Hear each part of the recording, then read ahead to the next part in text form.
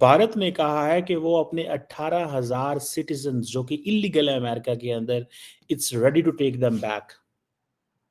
Basically ये बहुत बड़ी बात इंडिया ने की है। प्रेसिडेंट ट्रंप ने अब ओथ ले लिया है और वो 47th president of United states of America बन चुके हैं। ये सेकंड टाइम, क्योंकि वो जिस बंदे का नाम डोनाल्ड ट्रंप है ना, वो बेसिकली बोल्ड डिसीजंस को पसंद करता है। इंडिया ने बोल्ड डिसीजंस लिया।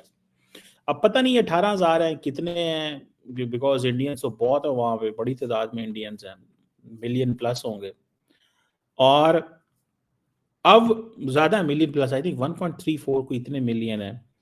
अब चक्कर ये है कि इंडिया ने क्या किया। इंडिया ने कहा कि इससे पहले कि अमेरिका जो है वो हमारे लोगों को निकाले, सो पहली बात हम अपने लोगों को कहेंगे कि पीसफुली इज्जत से बाहर निकलना, बेइज्जत होकर बाहर नहीं निकलना।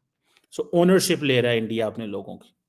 दूसरा, हमारे लोग जो है वो गैर जरूरी तौर पे अमेरिकी जेलों में ना रहें, क्योंकि लोग तो पकड़े जाने हैं। जब वो आइस जो अदारा है जिसने बंदों को पकड़ना है, जब उसने पकड़ना है तो उसने ये थोड़ी देखना ये इंडियन है, पाकिस्तानी है, बंगाली है, नेपाली है, अफ्रीकन, उन्होंने कहना इलीगल, दैट्स इट। अब ये चीज जो है, ठीक है जी, ये है। अब ये कोई 18,000 के करीब लोग हैं इंडिया के जो डेपुटेशन जिनकी होनी है,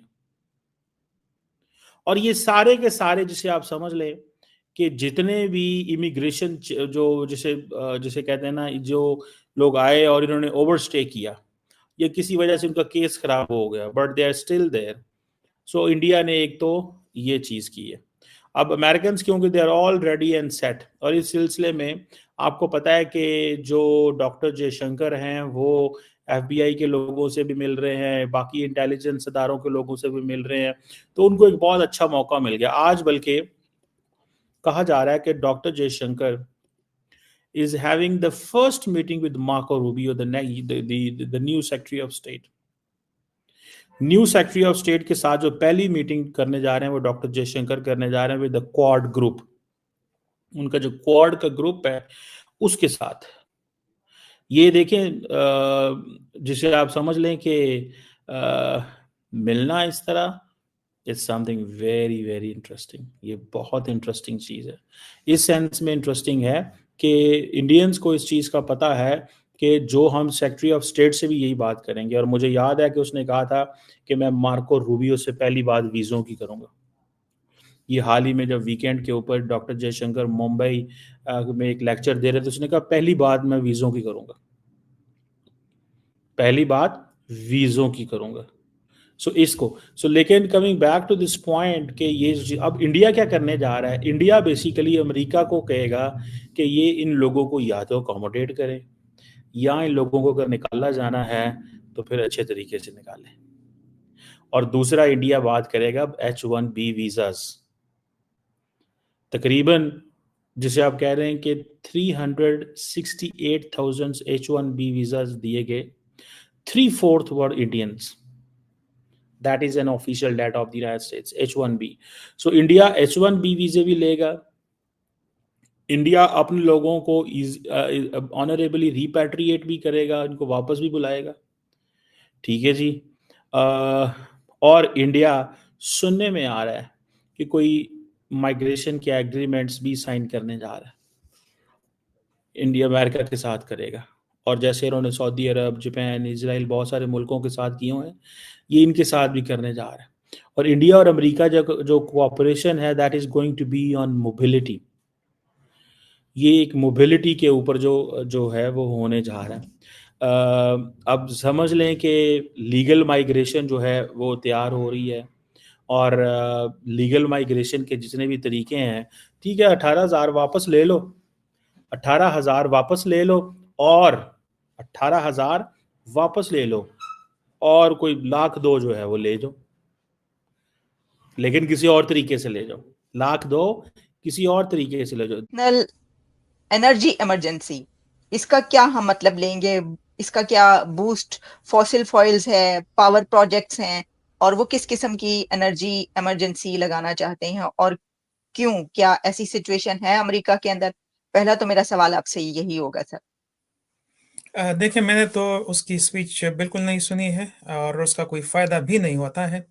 सर क्योंकि आपने गुस्से में आके नहीं सुनी डॉक्टर साहब। नहीं, असल में ये है कि वो 2016 से यही सब कुछ कह रहे हैं, तो वो और इमरान की तकरीर जो है ना वो एग्जैक्टली एक ही जैसी होती है।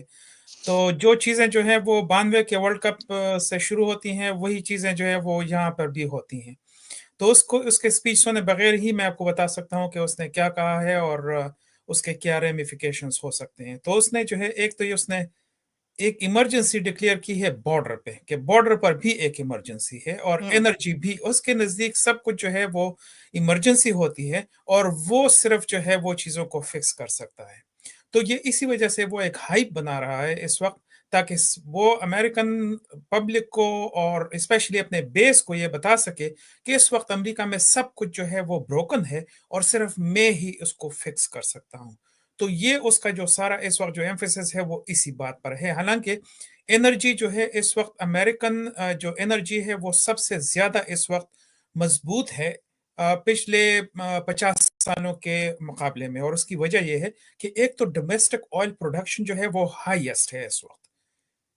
अमेरिका जो है वो मतलब इवन बाइडन के दौर में जो कि ऑल्टरनेटिव एनर्जी रिसोर्सेज को बहुत ज्यादा फोकस कर रहे थे, उसके बावजूद एनर्जी जो जो ऑयल प्रोडक्शन है डोमेस्टिक यूएस के अंदर, वो हाईएस्ट है। तो इसका मतलब यह है कि कोई इमरजेंसी नहीं है। यूएस में बहुत ज्यादा रिसोर्सेज हैं एनर्जी के, बहुत रिन्यूएबल और नॉन रिन्यूएबल। सोलर एनर्जी है यूएस के अंदर बहुत ज्यादा, विंड एनर्जी है, न्यूक्लियर एनर्जी है, जियोथर्मल एनर्जी है जो कि बहुत कम कंट्रीज के पास होती हैं। कैलिफोर्निया में बहुत ज्यादा जियोथर्मल एनर्जी है। तो रिसोर्सेज जो है वो बहुत ज़्यादा हैं। ऑयल प्रोडक्शन जो है वो, चूंकि ओपेक ने ऑयल प्रोडक्शन कम की है इसकी वजह से, और जो लाइंस ऑफ कम्युनिकेशंस हैं, जो कि रास्ते हैं, वो कोविड की वजह से काफ़ी बंद हो गए थे। तो उसकी वजह से जो है वो एक पूरी दुनिया में इन्फ्लेशन है, और उसकी वजह से एनर्जी प्राइसेस और ऑयल प्राइसेस जो है वो हाई हो गई हैं। इसका ये मतलब नहीं है कि यहाँ पे कोई एनर्जी कोई इमरजेंसी है यूएस के अंदर, कोई भी एनर्जी इमरजेंसी नहीं है। इट्स एग्जैक्टली द सेम कि उसने कहा है कि बॉर्डर के ऊपर जो है वो एनर्जी वो इमरजेंसी है। अब बॉर्डर के ऊपर आप देख लें कि तो इलीगल जो क्रॉसिंग्स है वो कम तरीन सतह पर।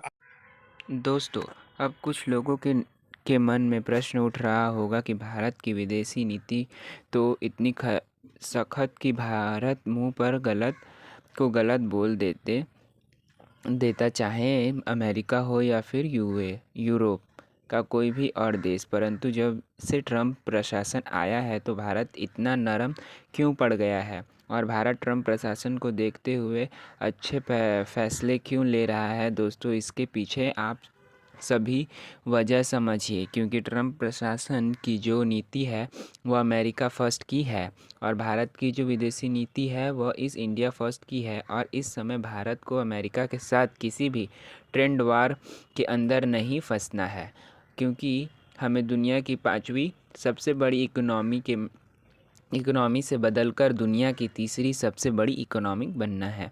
और इसके लिए भारत के लिए अच्छा यही होगा कि अमेरिका के साथ हमारी ट्रेंड वार ना हो, हमारे ऊपर ना ही कोई टैरिफ लगे और ना ही ज़्यादा से ज़्यादा संख्या में अमेरिका को माल एक्सपोर्ट कर, ताकि हमें पैसा कमाने का मौका मिले और हमारी अर्थव्यवस्था बढ़े। साथ में ट्रंप प्रशासन वही प्रशासन है जिसके दौर में ही भारत और अमेरिका के संबंध सबसे ज़्यादा मजबूत हुए थे, और इसी कारण से भारत ट्रंप प्रशासन के साथ दोस्ती का फ़ायदा भी उठाया रहा है, ताकि भारत को लाभ भी मिले। इसमें अमेरिका तो आगे बढ़ेगा ही बढ़ेगा, साथ में भारत को भी आगे बढ़ने का बहुत अच्छा मौका है, जिसका फ़ायदा भारत अपने हाथ से जाने नहीं देगा, क्योंकि हमें भी दुनिया की तीसरी सबसे बड़ी इकोनॉमिक बनना है।